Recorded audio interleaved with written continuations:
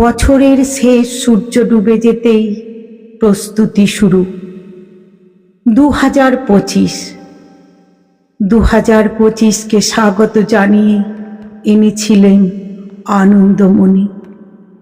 সন্ধ্যা তারা আকাশে ফুটে উঠল দিকে দিকে। আতশবাজি আর আলোর রোশনাই হারিয়ে গিয়েছিল আঁধার রাতের সব কালো। রাত 12টা বাজতেই সকলের আনন্দে সামিল হয়ে বর্ষবরণ করে স্বাগত জানালাম 2025কে। এত ভালোবাসার আমন্ত্রণ পেয়েও 2025 আমার জীবনে এক ভীষণ অভিশাপ হয়ে এলো। জীবনের সবচেয়ে প্রিয় জিনিস কেড়ে নিয়েছ তুমি। আমার জীবনের লাল রং মুছে দিয়ে সাদা রঙের উপহার দিয়েছ তুমি। শূন্য রিক্ত একাকিত্ব জীবন তোমার দান।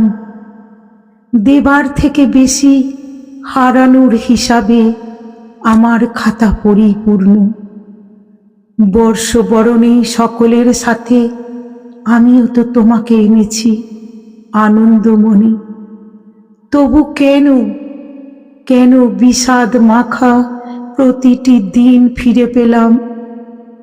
স্মৃতিরা সব ঘিরে ধরে যেন ওঠে না বিশ্বাস। স্মৃতির পাহাড়ে আমি একা, বড় একা।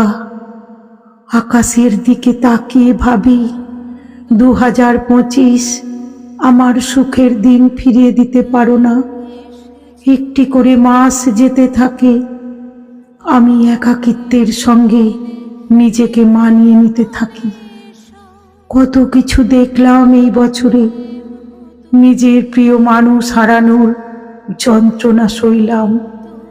পুরনো সম্পর্ক ভাঙতে দেখলাম, মাতৃত্বকে অস্বীকার করতে দেখলাম, ভাই বোনের বিচ্ছেদ দেখলাম, একলা পথ চলতে শিখলাম। অনেক না পাওয়ার যন্ত্রণায় ছটপট করলাম। জীবন খাতার প্রতি পাতায় 25-এর বেদনার কথা লিখে রাখলাম। পাওয়ার ঝুলিতে শূন্য ভরে নিলাম। বছরের শেষে নিজেই অসুস্থ হয়ে জীবন বাজি রাখলাম। বড়দিনেও লড়াই চলছে নিজের শরীরের সাথে। কিছুই কি আর বাকি থাকলো আমার দুঃখের হিসাব?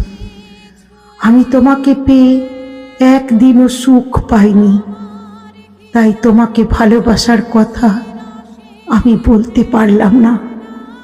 তুমি ধীর গতিতে বিদায় নিয়ে আমাকে মুক্ত করো 25-এর হাত থেকে।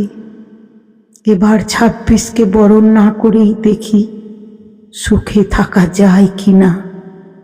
26 এসো, সাদর আমন্ত্রণ রইল।